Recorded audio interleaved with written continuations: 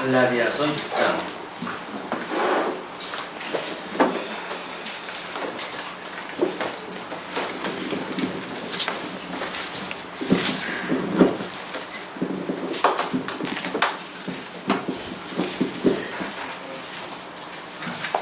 11절 보시겠습니다. 내 손으로 너희에게 이렇게 큰 글자로 쓴 것을 보라. 우리가 지난 시간에 성령의 열매인 생활에 이어서 그리스도의 법을 성취하고 하는 내용을 확인해 가다가 시간이 모자라서 10절에서 끝을 낸 바가 있습니다. 그러니까 복음이라고 하는 것이 끊임없이 배운 공부와 익힌 공부가 있다고 분들이 이야기하셨죠. 그걸 우리가 학습이라고 이렇게 이야기합니다. 배울 학자의 익힐 습자. 배우는 것은 이론 체계로 우리가 배우게 되어지지만 익히는 것은 거기에 시간이 가미되어져 가지고 우리가 훈련되어지는 일이기 때문에 경륜 또는 뭐 사람들의 어떤 시간 세계 이런 것들이 대비되어지게 되는 거거든요. 그래서 우리가 하나님의 말씀을 듣고 배우고 또 이렇게 할 때 시간이라고 하는 걸 무시할 수가 없습니다. 성경에서 백발을 좋은 기억이라고 하는 것도 하나님의 그 진리를 깨달은 분들이 복음을 증거를 하는데 그 백발의 말에 그 귀를 기울이지 않게 되면 말씀이 계승이 될 수가 없죠. 그러니까 부모에게 효도하라고 하는 그 이야기도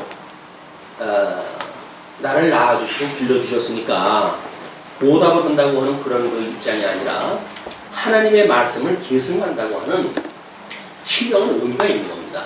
이는 우리가 이 말씀을 모르고 자녀를 양육한다는 이야기는 절름발이 양육이에요. 세상의 이치도 모르고 그냥 세상 문화에 따라서 잘 먹고 잘 사는 쪽의 거를 목표로 해가지고 교육되어지는 것이 이 한쪽에 육신만 가지고 살아가는 이런 사람들의 교육 방법이라고 보여집니다. 우리 이 복음을 깨달았던 갈라디아 성도들이 복음을 깨닫고 사도 바울과 함께 있을 때에는 미혹하는 사람들이 없었으니까 나름대로 보호받는 과정에 있었죠. 그러니까 그들이 흔들릴 일이 없어요. 그러나 그들이 사도 바울이 떠나고 나서 보니까 다른 지도자들이 들어오게 되어지고 다른 지도자들이 들어오면서 이상한 복음을 전하게 되어지고 그렇게 됐을 때 이 갈라디아 교인들은 흔들리기 시작을 했어요. 미혹되어지는 겁니다. 우리 어린아이들은 뭐 사탕 하나 준다고 한다면 유괴범이게 됐든 뭐랬든 쫓아가는 것이 우리 어린이의 특징이거든요. 조금 장성해야 누가 나를 미혹하려고 미혹거리를 흔들고 그렇게 하더라도 나는 안 속을 거야 라고 해서 나의 자리를 지킬 수가 있는 거지, 내 어떤 주체성이 없게 되어지게 되면 세상 흘러가는 대로 흘러갈 수밖에 없어요. 물결 치는 대로 흘러갈 수밖에 없어요. 죽은 자의 그런 그 특징은 뭐 요즘 그 물이 사나워져 가지고 물고기가 죽는 일이 많아지는데 그냥 이 물결 흘러가는 대로 흘러갈 수밖에 없어요. 왜냐면 생명력이 없기 때문에 그렇습니다. 그러나 생명력이 있다고 한다면 그 물을 거슬러 올라가겠죠. 새들도 상고기를 잡아먹는 그 새들은 물고기들이 뛰어 올라갈 수 있을 만한 그 자리에 매복을 하고 있어요. 그래가지고 물을 거슬리고 힘차게 뛰어 올라가는 물고기를 집어먹거든요. 그게 사냥하는 방법이에요. 그냥 살아있다고 하는 것을 증명하는 방법은 세상을 거슬리는 겁니다. 근데 우리는 하나님의 복음을 깨달았다고 하면서도 이 생명력이 없을 때 특징이 뭐냐면 그냥 세상 문화에 흘러가는 거예요. 그냥 그대로 답습을 갖다 하고 뭐 다른 사람들 다 그렇게 살아가는데 뭐 유난 떨고 뭐러냐 이렇게 이야기를 하면서 자기를 또 합리화하고 정당화하고 뭐 우리가 믿음으로 사는 거지 뭐 행위로 사는 거야 라고 하면서 적당히 육체의 기회로 삼고 그냥 세상 물결 흘러가는 대로 흘러가요. 그리고 그거를 우리가 구원을 받았다고 나한테 이야기를 하는데 구원을 받았다고 하는 그 이야기는 열매를 보호한다고 그랬거든요. 근데 그 열매가 성령께서 맺어주는 열매, 그 열매여야 우리가 이건 정말 하나님께서 날 붙들고 계시고 지금도 끊임없이 나로 하여금 거룩하게 만들어 가시는구나. 천상에 계신 대주 되신 우리 예수님이 여전히 지금도 살아계시기 때문에 그의 성령을 보내주셔가지고 정말 이 죄구덩이에 살았던 난데 나를 불러내가지고 세상이 감당할 수 없는 이 문화로 또는 이런 생명세계로 나를 인도하는 것이 나도 믿어지고 그리고 이웃사람이 봐도 믿어지는 거예요. 저분은 정말 믿는 사람이로구나.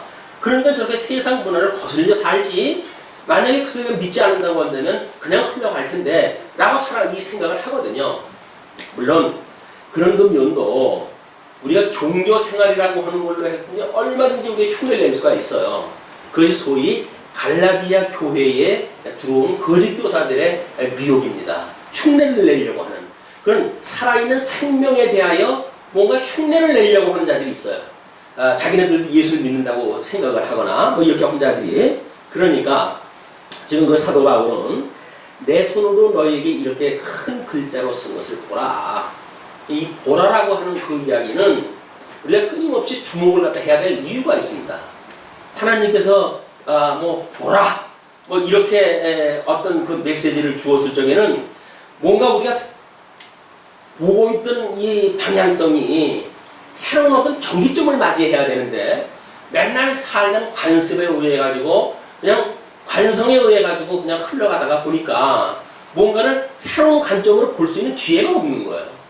다행히 뭐 우리가 주일날 이렇게 모여가지고 성경을 통해서 하나님이 어떠한 분인가를 배우니까 나름대로 일주일 동안 어떻게 살았든지 성경을 듣는 순간 내가 일주일 동안 이렇게 살았구나. 우리 주님을 향해 살아야 된다고 하는 그 이야기는 정말 하나님 계셨던 이 말씀을 보는 것부터 시작이 되어지겠죠. 뭔가 우리의 전환점이 이제 있게 되어지고 그래서 우리가 그나마도 또 회복되어지고 또 일주일 또 뭐 근근히 살아가는 것 같아요. 뭐 세상 살아가는 거 뭐 믿으나 안 믿으나 뭐 그나마의 그 밥이지 뭐 별거 있습니까? 그렇게 사는 거지. 이렇게 해야 편해지잖아요. 뭔가 세상과 다른 뭔가를 갖다 산다고 한다면 거슬리는 게 한두 가지가 아니잖아요. 모든 걸 거슬려야 되는데 그 거슬린다고 하는 그 이야기는 엄청난 에너지가 소비됩니다. 생명력이 없으면 할 수가 없어요. 세상의 음식을 가지고는 이게 해결할 방법이 없거든요. 그러니까 이 생명의 말씀을 가지고 있어야 비로소 생명세계로 우리가 둬야지 이제 가능한 일이기 때문에 지금 이 갈라디아서를 이제 맺고 있는 뭐 다른 어떤 그 성경에서는 이걸 마지막 인사 부분으로 이렇게 증명한 그 분들도 있던데 이건 마지막 그런 어떤 공고를 갖다 할 때에 사도 바울은 여지껏 뭐 복음의 절대성과 은혜성과 그리고 배운 공부는 어떠한 것인지 익힌 공부는 어떠한 것인지 뭐 이런 것들을 구구절절 이야기를 했어요. 그렇게 해왔지만 지금 사도 바울이 다시 한번 이렇게 큰 글자로 쓴 것을 보라라고 해가지고 환기시킵니다. 우리 이 말씀을 듣는 우리들도 마찬가지예요. 지금 뭐 활자기 때문에 아마 제 거는 지금 한번 약 이게 뭐 15호 정도로 되는지 모르겠지만 그런 걸로 해가지고 활자 크기가 다 똑같아요. 그러나 그때 사도 바울이 이게 편집글을 손으로 쓴 그 글이기 때문에 자기가 진심을 담아가지고 글을 썼을 거 아니겠어요. 아마 이 부분에서는 더 눌러 썼는지도 모릅니다. 그러니까 필자가 의도를 어떻게 감히 했던 부분이 나름대로 이 원본을 읽는 사람들한테는 그대로 전해졌을 거예요. 그거를 필사를 갖다 해가지고 또 이게 보는 사람들은 필사를 했으니까 똑같은 어떤 감정이 배제되어진 그런 그 글을 보았을지도 모르죠. 그러나 이 원본을 보는 분들은 이걸 어떻게 큰 글씨로 썼고 어떤 데다가 이 압력점을 놓았고 강조점을 두었고 라고 하는 것들이 이렇게 온몸으로 느껴질 이 감동을 갖는 이런 그 글이 아니었을까. 지금은 이제 활자화가 되어져서 우리가 그냥 일상적인 어떤 이런 인쇄체의 글을 읽고 있지만 이때 사도 바울을 통해서 감동을 준 성령께서 이 시간에 여전히 감동을 주신다고 한다면 우리는 사도 바울의 그 심정을 읽을 수가 있을 거예요. 왜? 같은 성령께서 역사를 하시니까 그냥 이 큰 글자로 쓴 것을 보라 라고 했던 그 심정이 사도 바울의 입장에서 보게 되면 자기가 그 죽음의 고비를 넘겨가면서 복음을 증거했고 거기에 모처럼 주님의 몸된 교회가 세워졌는데 그럼에도 불구하고 거짓 교사들이 들어와가지고 잠시 혼란시켜 놓으니까 성도들이 그냥 무너지는 거예요. 그냥 무너져요. 이것이 성령께서 우리들을 끝까지 붙들어 주시면 안 된다고 하는 또 역설적인 그런 그 부분이기도 하죠. 이게 그렇기 때문에 사도 바울이 지금 이 큰 글자로 쓴 것을 보라 라고 하는 그 이야기는 우리들의 지금까지 어떤 관성이라든가 뭐 이런 것들을 한번 일소를 하고 뭔가 방향을 전하는 이런 시간이 되어지게 되면 나름대로 그동안 공부했던 것에 대한 어떤 연결고리도 우리가 그대로 이어져 갈 수가 있을 것 같고 또는 미처 우리가 발견하지 못했던 그런 그 부분들도 읽어낼 수 있으리라고 보여집니다. 이제 그 자들을 이렇게 설명을 해요. 무릇 육체의 모양을 내려 하는 자들이 억지로 너희를 할례받게 함은 저희가 그리스도의 십자가를 인하여 핍박을 면하려 함이니라. 복음을 증거하면서 왜 그들이 할례를 권하는가 라고 하는 그 이야기는 십자가를 인해 가지고 받는 핍박을 모면하려고 하는 술수란 말이에요. 이게 어떤 복음을 위하고 복음을 듣는 자들을 위한 것이 아니라 세상을 살아가면서 예수를 믿으면서 우리가 복음을 증거할 수가 있죠. 그러나 복음을 증거하면서 만약에 그에게 어떤 생명에 대한 것만 이야기를 하고 또 뭐 그에게 어떤 그 뭐 잘 될 거라고 하는 어떤 그런 헛된 꿈을 갖다 심어주고 이런 복음을 증거해주게 되면 듣는 모든 사람들이 기뻐하겠죠. 그러나 만약에 사도 바울처럼 내가 전하지 아니한 다른 복음을 전하는 자에겐 저주가 있을지어다라고 할 정도의 강력한 어떤 그 메시지를 전하게 되어지게 되면 듣는 사람들이 그게 쉽게 편치를 못해요. 왜냐하면 생명의 양식으로 받아들일 사람도 있지만 이거를 그냥 뭐 우리 신앙생활 해 가기 위한 수단으로 우리가 이렇게 대충 걸치고 살아갈 이런 걸로도 볼 수가 있는 거 아니겠어요? 그런 자들한테 만약에 너희들이 그런 것들을 추구하고 하는 것은 그리스도의 십자가를 인하여 핍박을 면하려고 하는 일이다 라고 이야기를 하게 되면 누가 그 이야기를 듣겠어요? 듣고 싶은 생각이 아마 심리나 도망가고 말겠죠. 그러나 사도 바울은 그 할례당의 그런 그 음모를 알고 있는 거예요. 그 괴계가 뭔지를, 그 본질을 깨뜨리고 있기 때문에 그들이 무척이나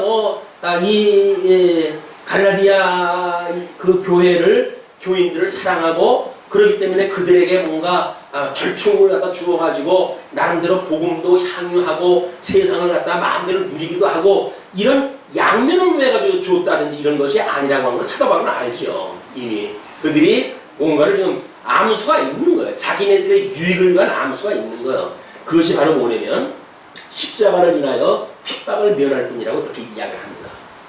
그러면 십자가의 이 핍박이라고 하는 것이 복음을 가진 자에게는 집사님 아까 기도할 적에도 의와 평강과 희락이라고 그랬는데 예수를 믿는 우리들에게 핍박이라고 하는 것이 공존해야 된다고 하는 것이 전제되어지게 되면 우리는 조금 쇼킹할 거예요. 이제 그렇죠?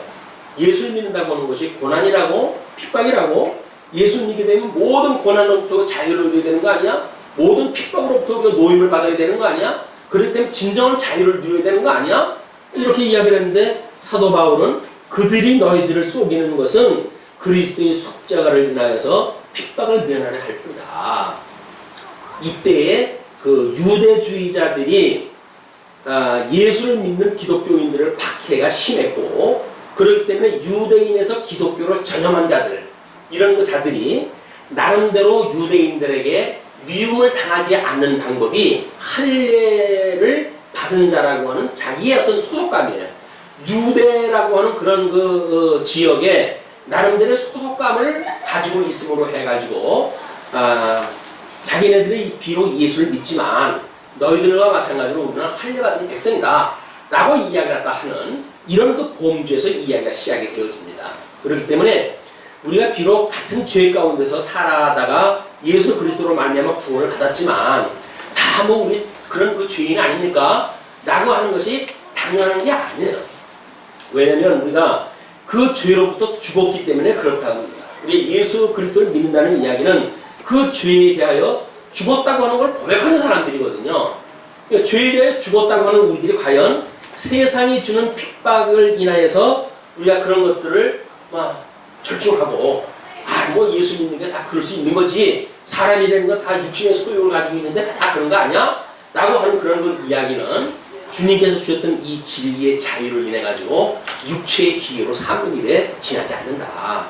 이걸 경계할 일이 필요한 거예요. 이제 이런 그 일을 위해서 오늘 뭐 아마 그 얼마 본문 안 남았으니까 사도행전을 한번 보실까요? 아마 주보에도 소개가 되어졌는데, 그 사도행전 33절로 42절이라고 이야기했죠. 장수를 미리 밝히지 않은 거는 장수가 있으면 성경 듣지 않고도 그걸 찾아보시려고 애를 쓰실 것 같아가지고 일부러 장수를 갖다 피해놨어요. 그리고 다 같이 읽읍시다 할 때 피실 수 있게. 몇 장 읽고 왔습니까? 5장입니다. 자, 5장 33절 보시면, 저희가 듣고 크게 노하여 사도들을 없이하고자 할세. 이거는 이때 그 상황이 사도들에 대하여 유대인들이 시기가 났어요. 왜냐면 뭐 도초에 다니면서 뭐 귀신 들린 자 내쫓지를 않나, 뭐 이게 축기, 자기네들 못하는 축기를 갖다 하질 않나, 때로는 뭐 이 사람을 병든 자를 고쳐주질 않나, 이런 그 능력이 막 드러나잖아요. 유대인들이 가만히 보니까 자기네들보다 뭐가 다른 거예요. 뭐 생명의 역사가 일어나는 거예요. 자기네들은 관습에 의해서 그냥 그 뭐 사내들인의 종교적인 그 집단들 중심으로 해가지고 이렇게 신앙생활을 해온다고 했는데, 새로이 예수를 갖다 믿는다고 하는 자들을 보니까 뭔가 달라요, 사람들이. 그리고 뭔가 사망을 거슬려 사는 그런 그 힘이 있는 거예요. 약동이 있는 거예요. 이 축기를 갖다 한다든가, 뭐 이 병든 자를 고친다든가, 복음을 듣고 이 환난의 시간에 기뻐한다든가, 세상에 봤을 적에는 도대체 상식적으로 이해 안 가는 그 일들이 벌어지니까 유대인들이, 지도자들이 그거 봤을 적에 아주 이거 보통 심사가 괴로운 게 아닙니다. 그렇기 때문에 시기심이 불듯 일어났어요. 그래서 그들을 잡아가지고 옥에 가뒀습니다. 옥에 가둬놓고는 다음날 너희들 한번 이제 조사를 할 거야. 그럼 옥에다 가둬놨는데 주님께서 천사를 보내가지고 감옥에 갇혀 있는 사도들을 갖다 다 불러가지고 너희들 지금 이러고 있을 때 아니야. 내일 성전에 가서 복음 전해. 라고 해서 다 풀어놨어요. 이제 아침에 됐죠? 이자들이 이제 그 취조를 갖다 하려고 그 프로들 끌고 와라. 끌고 갔다 왔더니 뭐 파랗게 죽어 가져왔어요. 어떻게 된 거냐? 이렇게 왔다 했더니, 아니 문도 잠겨져 있고 파수꾼들도 그대로 있고, 문을 열고 들어가 봤더니 아무도 없더이다 라고 해서 난리가 난 거예요. 아니 이게 뭔 일이냐 도대체.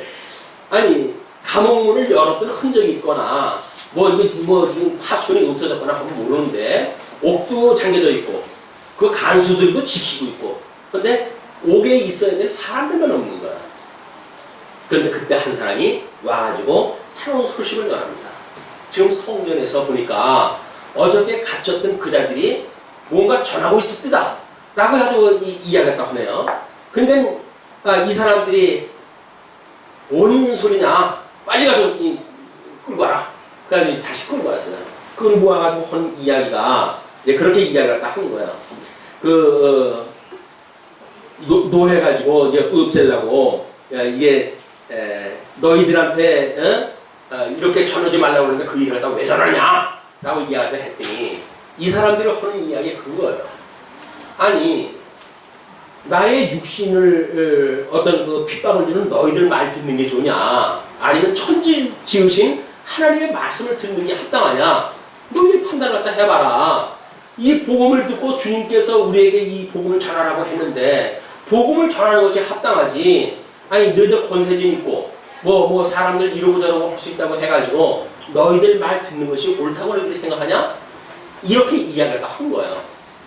그러니까 33절에 이렇게 이야기가 전개되어지는 겁니다. 저희가 듣고 크게 노해가지고 사도들을 없애려고 이제 마음을 먹은 거예요.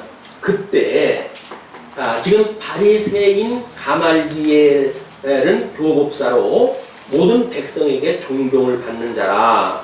공회 중에 일어나, 이게 그 사람이 일어났어요. 공회 중에서 일어나가지고 뭐라고 말하냐면, 죄수들을 잠깐 바깥에 나가게 하고, 왜? 같이 있는 가운데 이야기할 만한 내용이 못 돼요, 지금. 뭔가 자기네들끼리 이야기했다 해야 될 정도로, 뭔가 좀 수가 얕은 수에 대한 이야기니까. 자, 말하되, 이스라엘 사람들아, 너희가 이 사람들에게 대하여 어떻게 하려는 것을 조심하라. 이전에 드다가 일어나 스스로 자랑하며 사람이 약 400명이나 따르더니 그가 죽임을 당하며 쫓던 사람이 다 흩어져 없어졌고, 그 후에 호족할 때에 갈릴리 유다가 일어나 백성을 꿰어 쫓게 하다가 그도 망한즉 쫓던 사람이 다 흩어졌느니라. 지금 이 가멜리엘이라고 하는 교법사가 대단한 그 유대 신학자입니다.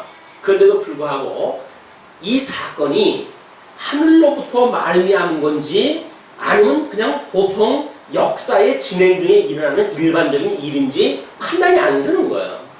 이건 과거의 예를 들어가지고 만약에 그가 특중한 어떤 그런 하나님의 일로 하는 것이 아니라고 한다면 그냥 지도자가 이제 예수가 제거되어졌으니까 그렇게 하다가 없어지겠지. 그 이야기예요.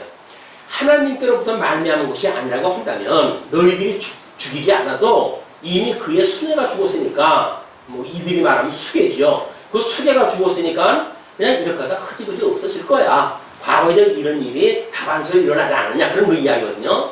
가만히 들어보면 일리가 있는 일 아니겠어요? 그러나 이제 이분이 하는 이야기가 이제 내가 너희에게 말하노니 이 사람들을 상관 말고 버려두라. 이 사상과 이 소행이 사람에게로서 났으면 무너질 것이요. 만일 하나님께로서 났으면 너희가 저희를 무너뜨릴 수 없겠고 도리어 하나님을 대적하는 자가 될까 하노라 하니.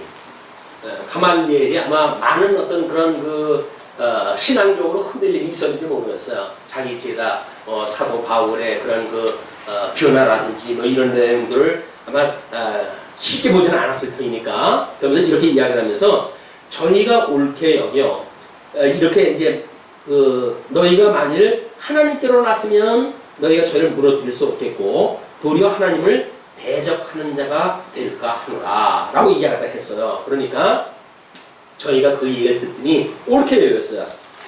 이제 이때 뭐 이 일이라는 게 늘 그렇습니다. 뭐 하나님께서 이걸 어지럽히려고 한다면 또 그 말을 반대하는 자가 일어나겠죠. 그러나 하나님께서 그를 순적하게 이 길로 가게 하시는 방법이 반대자가 없는 뿐인 거예요. 그래서 그 길로 가게끔 되어지는 거거든요. 저희가 옳게 여겨서 사도들을 불러들여 채찍질하며 예수의 이름으로 말하는 것을 금하고 놓아줬어요. 사도들은 이 이름을 위하여 그러니까 예수의 이름으로 말하는 것을 금했는데 그 사람들은 사도들은 그 이름을 위하여 능욕받는 일에 합당한 자로 여기심을 기뻐하면서 공의학을 떠납니다. 예수를 믿는다는 이야기는 예수 그리스도의 이 고난에 참여하는 자로 여기는 거에 하나님께서 합당히 여기셨다는 이야기예요. 그 일로 인해서 성도가 기쁜 거지 아이고 뭐 세상 만사가 내 맘대로 잘 돌아가요. 그러기 때문에 저는 항상 기뻐요. 복음은 그런 게 아니란 말이에요. 의와 희락과 화평이라는 이야기는 육신적인 평안을 주는 세계가 아닙니다. 지금 육적인 세계, 구약 성경은 우리의 육적인 방법으로 계시가 되어졌지만 이 신약 성경은 영적인 거라고 그러지 않았어요. 그냥 신령한 세계에 우리가 기쁨은 뭐고 행복은 뭐고 우리에게 갖는 이런 가치는 뭐고 라고는 새로운 세계를 우리가 봐야 되는데 여전히 육신에 과하고 있었던 그때의 문화 그거에 답습하는 거에 우리가 급급하다고 한다면 이때의 사도들의 매를 갖다 쳤던 자들은 다를 게 아무것도 없지 우리가. 그러나 우리는 이 복음을 듣고 우리가 그 사망으로부터 노임을 받았다고 하는 자들이란 말이에요. 예수 그리스도와 함께 죽고 함께 살았다고 하는 자들이란 말이에요. 그럼 예수 그리스도의 죽음에 참여했다고 우리가 말로는 고백을 하는데 실질적으로 그 삶 속에서는 조그만 고통이 있어도 뭐 어떤 불이익이 있어도 나는 예수 안 믿어요. 그래가지고 이순신 신앙을 가는 데는요 내가 예수를 믿는 것을 아무에도 알리지 마라. 아니 예수를 하다 믿는 증인으로서 우리가 사는 건데, 근데 증인의 삶이 자기가 예수 믿는 걸 다른 사람이 모르게 하라는 이야기예요. 왜? 다른 사람들이 알면 고난을 당할 일이니까. 그는 예수를 믿는 게 아니란 말이에요. 물론 물불을 가릴 수 모르는 어린아이라고 한다면 마땅히 그럴 수 있겠죠. 그러나 말씀을 듣고 우리가 나름대로 단단한 음식을 먹는다고 하면서도 그런 어떤 사상에 머물러져 있다고 한다면 우리는 이 유대인들의 그런 그 사상과 크게 다르지 않아요. 똑같은 사상. 죽은 그런 그 육신 위주의 신앙생활을 하고 있는 거다. 예수를 믿는다는 이야기는 철저하게 죽는다는 이야기입니다. 그거에 대해서 지금 사도 바울이 이렇게 지금 그 이야기를 이어가는 거예요. 지금 뭐냐면 13절 할례받은 저희라도 스스로 율법은 지키지 아니하고, 그럼 예수를 믿는 유대인들은 할례를 받았어요. 그렇지만 그들은 율법을 지키지 않아요. 근데 너희로 할례받게 하라는 것은 너희의 육체로 자랑하려 함이라. 사실은 아브라함 시대 때 이 할례가 진행되어진 거 아니에요? 그거는 율법을 받기 전에 아브라함을 통해 가지고 행위 언약과 은혜 언약을 깨닫게 하시는 수단이었단 말이에요. 예, 아브라함 시대 때 이제 하나님께서 이때는 지금 2000년, 우리 예수님 오시기 전 2000년이니까 이때 전 역사를 통해 가지고는 뭐 이스라엘 전 역사를 통해 가지고 양대 언약을 이뤄가시죠. 그러나 아브라함 시대 때에 이분을 통해서만 주시는 복음의 의미가 있을 거 아니겠어요? 그 이야기가 뭐냐면 지금 이제 하나님께서 아브라함에게 복을 주시고 그 다음에 생육하고 번성하고 충만하고 너는 나라를 묵별같이 뭐 자손을 창대케 해가지고 열왕의 왕이 되게 하겠다 라고 하는 걸 약속을 갖다 했단 말이에요.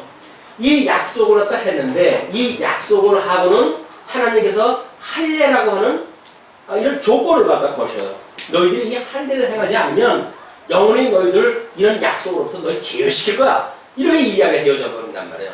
그러면 아브라함 시대 때 이 할례라고 하는 행위 언약과 그 다음에 이걸 주셨던 양대 언약과 그 다음에 하나님께서 이 주시는 은혜 언약이 이게 여기에 동시에 담겨져 있는 거예요. 동시에. 역사적으로 보면 아브라함 이후에 율법을 주셨을 때 이 모세에게 하나님께 주시는데 이 모세는 주전 1500년 사람입니다. 그럼 500년이나 뒤에 지금 이 율법을 주신 거예요. 여기서 주셨던 건 율법이에요. 이 율법. 근데 이 율법이라고 하는 것은 아브라함에게 주셨던 은혜로 주셨던 이 은혜가 민족적으로 어떻게 율법이라고 하는 걸 통해 가지고 하나님의 의를 실현하실 것을 보여주는 사건 아니겠어요? 그냥 모세 시대에 주었던 이 율법은 아브라함 시대에 주었던 이 할례와 그 원리가 똑같은 거예요. 이게 그 할례라고 하는 행위 언약과 율법이라고 하는 행위 언약의 그 원리가 같은 거라고요. 근데 예수를 믿으면 이것이 필요가 없어 라고 하면서 할례는 받아야 돼 라고 말하는 그들의 주장은 뭐냐면 결국 육체로 자랑을 삼게 하려고 합니다. 그런 그 이야기예요. 그러면서 육체로 자랑하려 함이니라. 그러나 내게는 우리 주 예수 그리스도의 십자가 외에 결코 자랑할 것이 없으니, 이런 그 모형적인 언약에 이 이스라엘 국가를 통해서 모형적으로 주어졌던 이 언약은 물론 역사서를 통해 가지고 이것이 성취가 되죠. 역사서를 통해서 성취가 되어져요. 네, 뭐 역사서까지 이야기를 하게 되면 또 이야기가 길어지니까 이 구약의 언약, 이 모형적으로 언약한 것이 모형적으로 성취가 되어져요. 역사서에서 성취가 되어져요. 그러면 이렇게 언약하신 대로 이루시는 것이 구약이라고 하는 언약이란 말이에요. 그렇죠? 그럼 이 구약이라고 하는 언약은 신약이라고 하는 성취의 사건으로 이게 예표적으로 보여준 거 아니겠어요? 이렇게 되어질 거다 그 이야기거든요.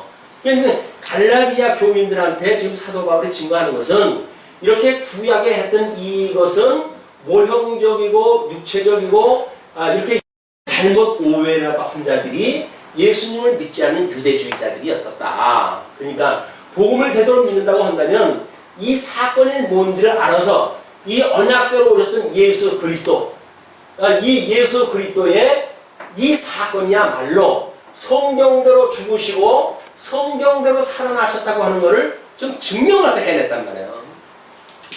지난 시간에 이제 이렇게 내용을 이야기를 하다가 신약성경의 논리를 따라가지고 또 뭐 이제 몇 가지 설명을 했더니 집중력이 흐트러졌다고, 뭐 뭔 얘기인지 모르겠다고 이렇게 이야기하시더라고요. 근데 보세요. 여기 예수님이 오셨잖아요. 근데 이분이 정말 그리스도인지를 무슨 수로 알겠어요? 뭐 아까 이야기했듯이 뭐 어떤 사람 드러나가지고 자기가 메시아다, 뭐 이스라엘을 구원하겠다 해가지고 나선 자들이 여러 명 있는데 이분도 그냥 그분하고 똑같이 와가지고 뭐 내가 하나님의 아들이다, 뭐 내가 메시아다, 뭐 이렇게 이야기를 하니 유대인들이 이 사람을 그래요? 라고 받을 사람 누가 있어요? 그럼 우리가 이걸 예수를 그리스도로 믿을 수 있는 일은 구약의 이 언약되어진 것을 보고 구약에 이렇게 언약을 하셨더니 언약하신 대로 오신 분이 맞네 라고 하는 어떤 그 자기의 이런 구약 성경을 통해 증명되는 증거가 있어야 될 거 아니겠어요? 복음을 증거하는 데는 구약을 풀어가지고 전부 이야기를 합니다.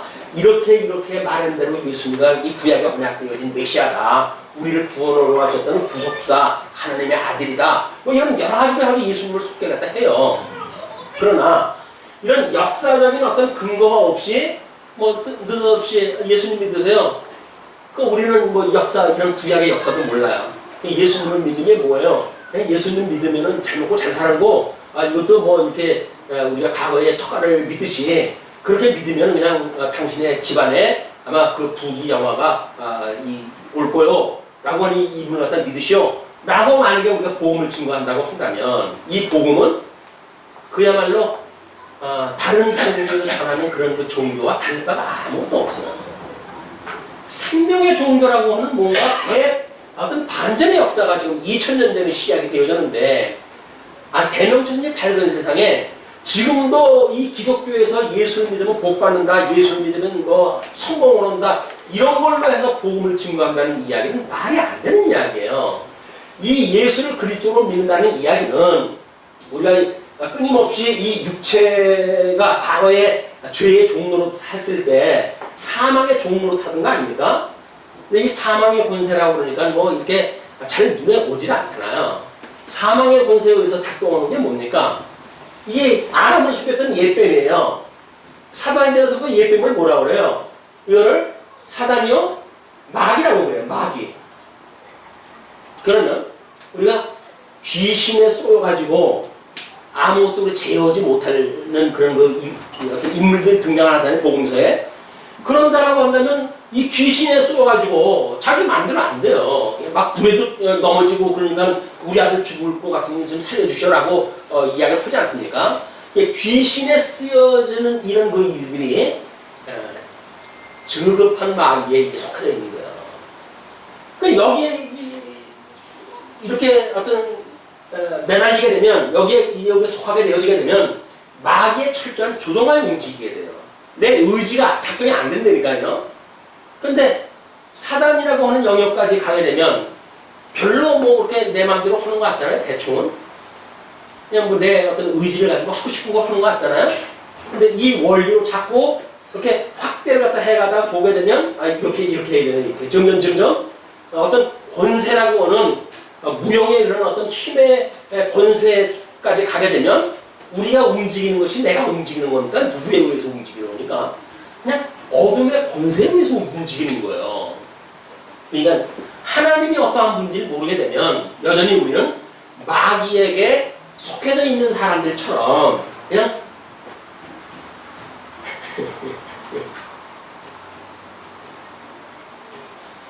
주일날 표현을 하는 것 같아요. 맞아. 귀신에 했을 적에 예수님한테 뭐라 그래요? 제자들이 예수님 변화산에서 내려오니까 제자들이 땀을 뻘뻘 흘리고 귀신을 내쫓으려고 애를 쓰잖아요. 이 귀신을 내쫓을 수가 없네. 예수님이 오니까는 그 부모가 뭐라 그래요? 당신네 그 제자들 저 뭐 괜히 헛소리만 쓰지, 도대체 이거 우리 아들 죽이겠으니 당신이 좀 고쳐주요. 근데 예수님께서 어느 때까지 내가 너희와 함께 있겠냐. 그래고 뭐라 그래요? 귀신을 내쫓아요. 제자들이 아무도 하기 이상한 거예요. 아니 과거에 뭐 전도여행 떠날 적에는 예수님을 가르쳐준 방법으로 해가지고 다 뭐 귀신을 내쫓기도 하고 뭐 이런 그 역사가 있었거든요. 다 경험이 있던 사람들이거든요. 근데 이날따라 왜 안 되는 거예요 이게? 그래가지고 완전히 코가 석자가 빠져버렸어 이제. 기가 죽어가지고 예수님한테 묻습니다. 예수님, 아니 왜 우리들이 쫓을 때가 안 나오고 예수님은 이게 내보낼 수가 있는 게 도대체 뭔 이유입니까? 라고 이야기를 했더니 예수님께서 이런 걸 내쫓는 것이 어떤 방법밖에 없다고요? 기도 외에는 없다는 거예요. 이 하나님의 뜻이 하늘에서 이루어진 것처럼 이 땅에서 이루어져야 이 양대 언약을 이루기 위해서 죄 가운데 넣었다가 구원을 갖다 하시는 역사, 이런 걸로 해가지고 온전한 구원에 이르게 되어지는 하나님의 이 언약이 성취되어져 가는 거지. 여기서 이러고 저러고 인간 사람 방법대로 해가지고 이게 일이 해결되는 게 아니다. 이게 복음이라고 하는 부적이 아니에요. 성경을 뭐 비유자면 이거 하룻밤 다 외우지면 얼마나 좋겠어요 그냥. 외우면 뭐래요 이게. 예수님 오실 때 유대인들은 성경을 다 외우던 사람들인데 그럼에도 불구하고 말씀을 못 알아보잖아요. 생명을 못 알아봐요. 우리 삶도 마찬가지란 말이에요 지금.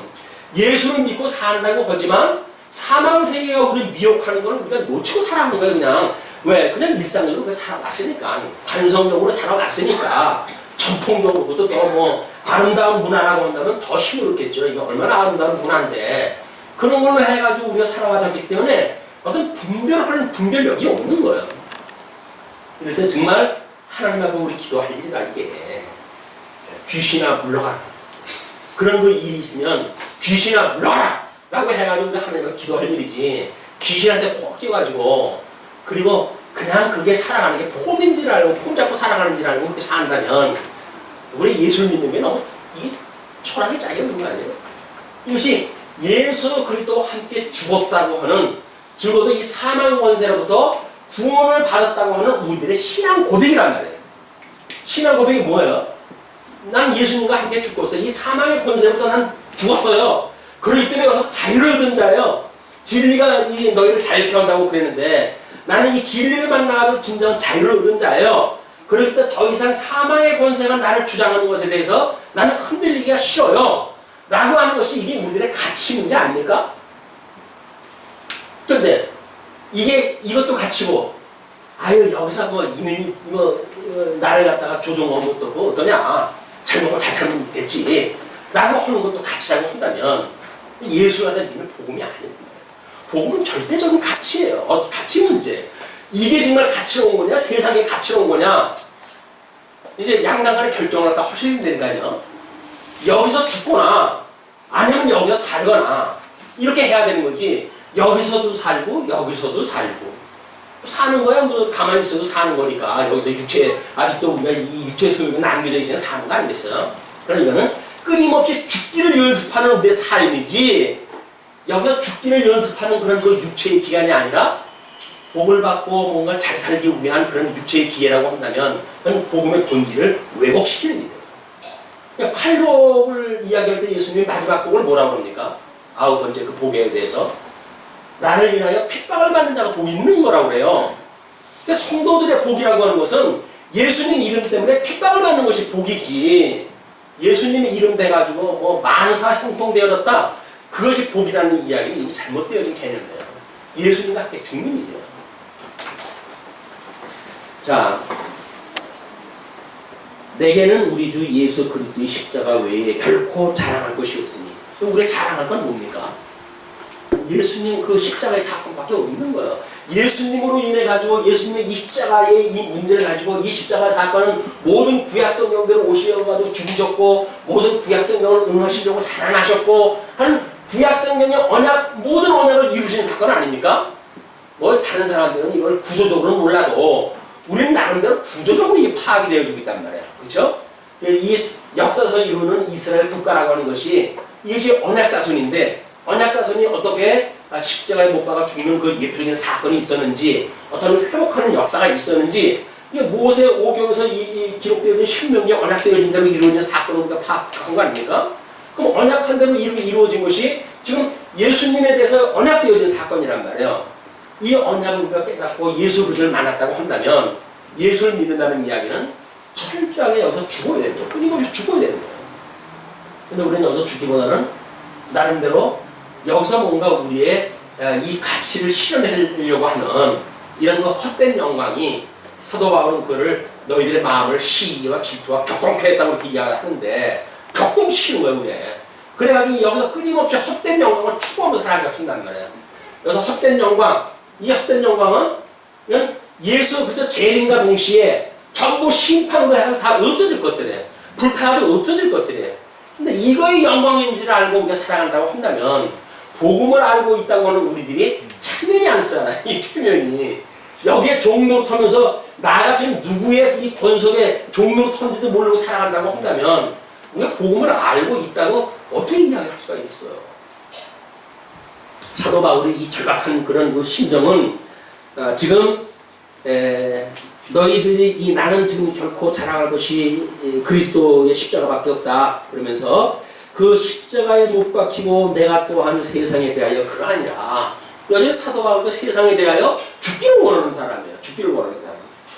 그렇기 때문에 할례나 무할례가 아무것도 아니로되 오직 새로 지으심을 받은 자뿐이니라. 새로 지으심을 받은 자가 뭐예요? 거듭나고 중생한 거예요. 이 중생인들. 우리 예수 그리스도를 만나면 중생 되어졌단 말이에요. 이제는 이 사망 원세도 죽고 예수 그리스도와 함께 살아서 하나님의 의의 영광을 찬미하고 하나님의 기업의 영광을 찬미하며 살아가는 성도들의 삶이 중생의 삶이니까 이 새 사람을 입으라라고 했던 이 새 사람이 여기의 영역이란 말이에요. 무릇 이 규례를 행하는 자에게와 하나님의 이스라엘에게 평강과 긍휼이 있을지어다. 예.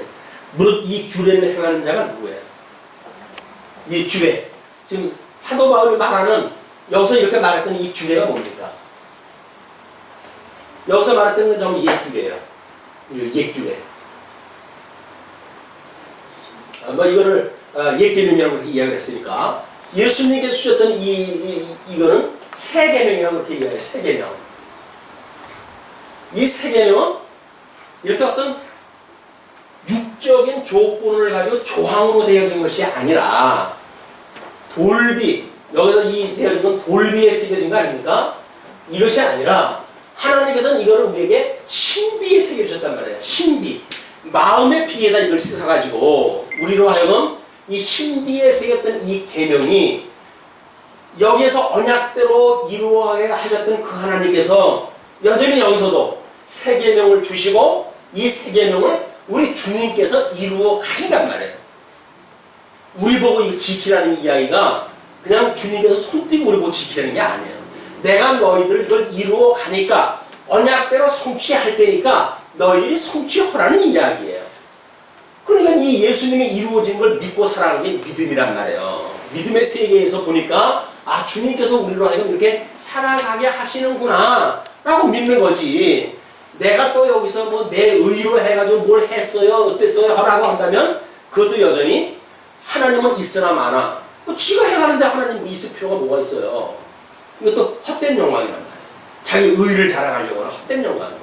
우리는 자랑할 것이 예수 십자가 이 십자가밖에 없어요. 이분이 스스로 이루어 가신 일이니까 아 주님이 여전히 대주제가 되시는 주님께서 여전히 주님의 몸된 교회를 주님께서 이루어 가고 계시군요. 이걸 믿는 것이 새 계명을 지키는 사람들의 신앙생활이란 말이에요. 신앙생활. 너희들이 이걸 지켜라. 이 규례를 지키는 자들에게 그 이야기입니다. 지금. 이 규례를 지키는 자에게와 하나님의 이스라엘에게 하나님의 이스라엘이라고 하는 것은 신구약 뭐 모든 걸 다 통해 가지고 이제 이루어지는 일이겠죠.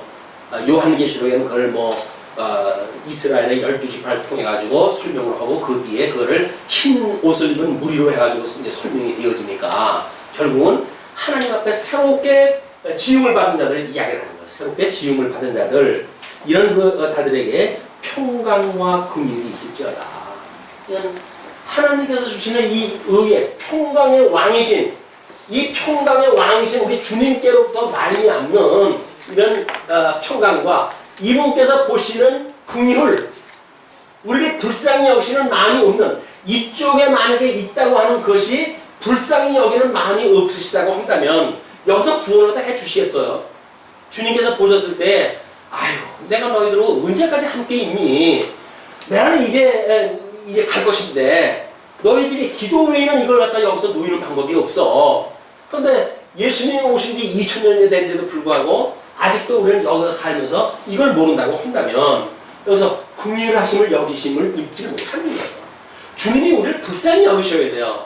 아이고 아직도 그렇게 껌껌한 데서 너희들이 살고 있니? 이 캄캄한 데 사망의 종로로 타고 있니? 내가 너희들을 위해서 십자가에 못 박아 죽었건만 너희들이 아직도 그 지경에서 이러고 있단 말이냐? 하나님도 오늘도 우리에게 이 진리의 말씀을 가지고 우리 긍휼함을 우리에게 보여주시고 그러므로 이 긍휼함을 갖다 입는 우리들이 구원을 받는 역사에 참여가 되어지는 거예요. 이 긍휼하심을 입는 것, 불쌍히 여기는 것, 우리 뭐 11조에서 그 문제가 나오잖아요. 의와 인과 신을 갖다 버렸도다. 이거 소위 말하는 인의 문제.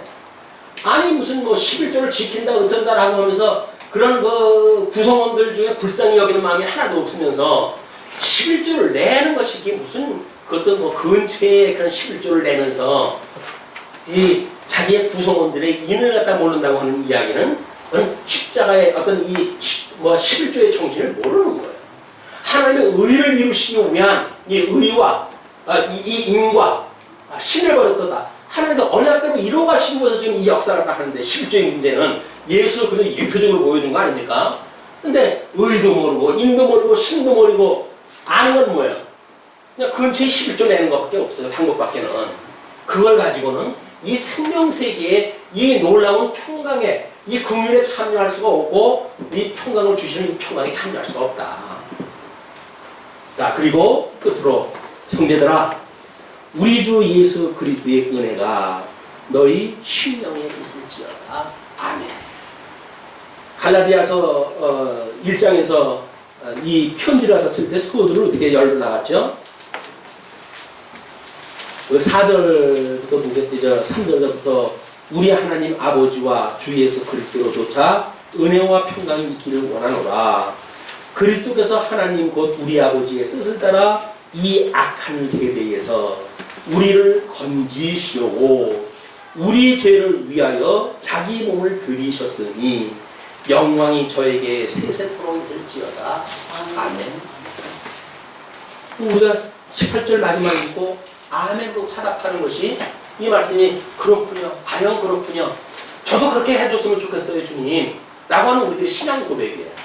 이 18절 말씀에 아멘이라고 화답을 갖다 하셨을 때 우리는 긍휼함을 입을 수가 있고 평화의 의미를 깨닫게 되어지고 평강을 누리게 되어진다. 이걸 놓치게 되면 여전히 귀신 여기에 종로로 두고 살아갈 수밖에 없어요. 그러면서 그냥 어두운 문화가 끌고 가는 대로 그것이 사는 곳인지 죽은 곳인지 모르고 살아가게 되어진다. 그러나 예수 그리스도를 말미암아 이 복음을 우리 주님께서 오늘 깨닫게 하시는 그 시간에 우리들은 새로운 세계를 보게 되어진다. 그것이 사도 바울이 이야기했던 쓴 것을 보라! 라고 했던 사건으로부터 지금 전개되어진 일이라고 보여집니다. 이런 그 사도 바울이 간절한 마음으로 증거했던 갈라디아서의 그 내용이 또 그 복음의 내용이 오늘 살고 있는 우리들에게 그대로 생명의 말씀이 되어져서 이런 은혜와 평강을 누릴 수 있는 같은 성령의 은혜를 우리가 받기를 소원하면서 말씀 드리겠습니다. 기도하시죠.